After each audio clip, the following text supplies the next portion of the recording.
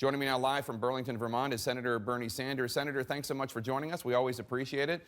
Let's start with the Supreme Court. Democratic Senator Jeff Merkley is vowing to filibuster Neil Gorsuch, President Trump's pick. Senator Merkley believes that McConnell and the Republicans stole that seat from the Democrats. He is, of course, Merkley, the one senator who endorsed your presidential bid. Will you be joining Merkley's filibuster?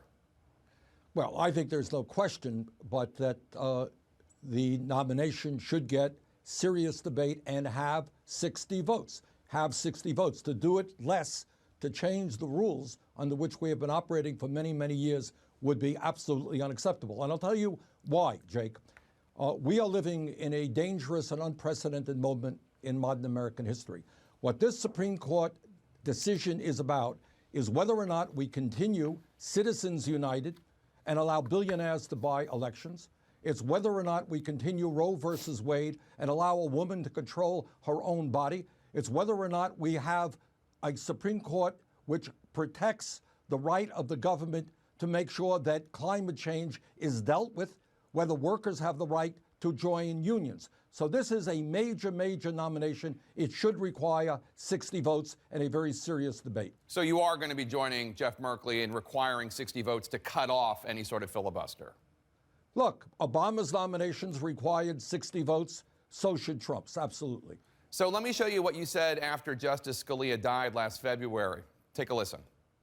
The Supreme Court of the United States has 9 members, not 8.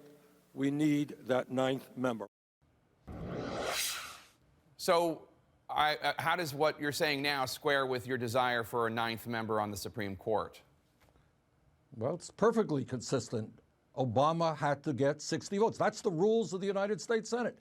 And if 60 people vote to confirm Judge Gorsuch, he will become the next nominee. That is the process. Those are the rules that we operate under. But again, I worry very much, Jake, that under these very exceptional times, when we have a president who I fear very much is moving us in a very authoritarian direction, a president who apparently has contempt for the entire judiciary, suggests that a judge who makes a decision against them is a so-called judge, a president who attacks all of the media as fake media, who attacks our intelligence agencies as operating in neo-Nazi fashions. I want a Supreme Court that's going to stand up for civil liberties, for our constitutional rights, for the rights of workers, for environmental rights, for the rights of women. So yes, 60 votes to appoint the next Supreme Court justice. President Trump took steps on Friday to begin dismantling the Dodd-Frank financial regulations that were put into place following the economic crash of '08. Take a listen to President Trump talking with Jamie Dimon, the CEO of J.P. Morgan Chase. So many people, friends of mine, that have nice businesses, they can't borrow money, they just can't get any money because the banks just won't let them borrow because of the rules and regulations and Dodd-Frank, so we'll be talking about that. You have long called for stronger banking regulation. There is this study by the Harvard Kennedy School of Government that found that community banks were having a difficult time complying with the regulations in Dodd-Frank. Do you see any upside at all to relaxing any of the Dodd-Frank regulations? You know, it is hard not to laugh to see President Trump alongside these Wall Street guys. I have to say this, Jake, and I don't mean to be disrespectful. This guy is a fraud.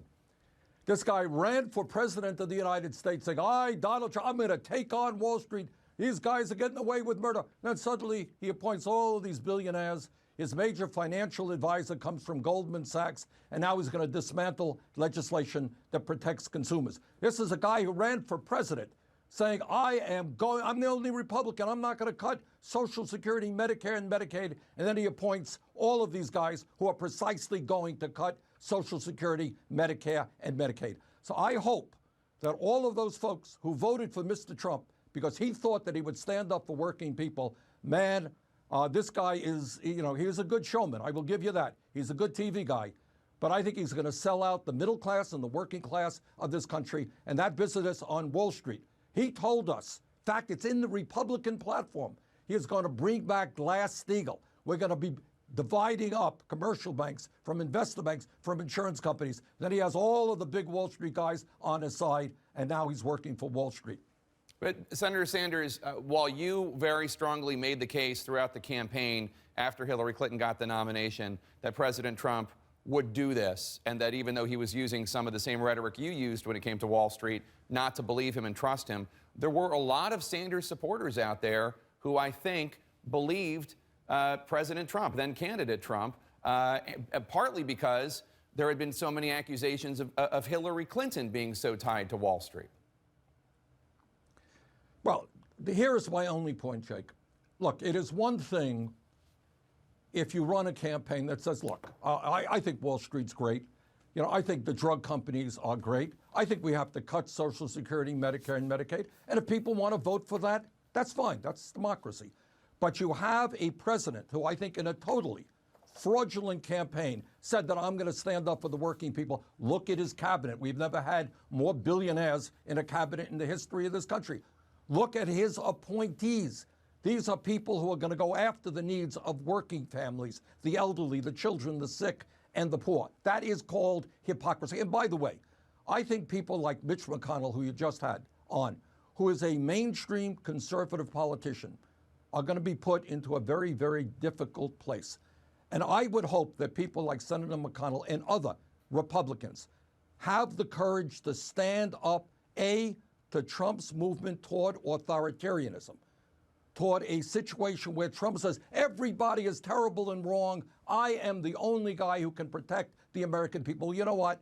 Men and women in our military did not stand up and fight and die to lead us in the direction of an authoritarian society. We are a democracy, not a one-man show. We are not another Trump enterprise. It's called the United States of America. We're not a business run by Mr. Trump. And I hope that Senator McConnell, who's a decent guy, conservative guy, I disagree with him on everything.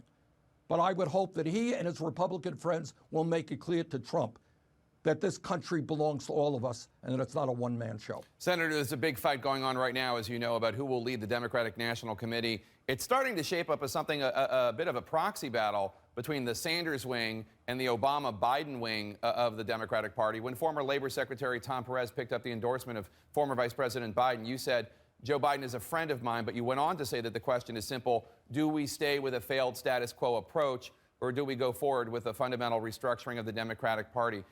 Is that what you think of Vice President Biden, that he represents a failed status quo approach? Look, I like Joe, and I certainly have enormous respect for President Obama. But the facts are that despite the reality that we have an extreme right-wing Republican Party, which is way out of touch with the American people on every issue, they now control the White House, the Senate, the House, and 2/3 of the governor's chairs. If we continue along the same way, I think you're going to get the same results. So what I believe is we have got to open up the door of the Democratic Party. You got to bring in working people. You got to bring in young people. We got to raise money by small donations rather than being dependent on wealthier people.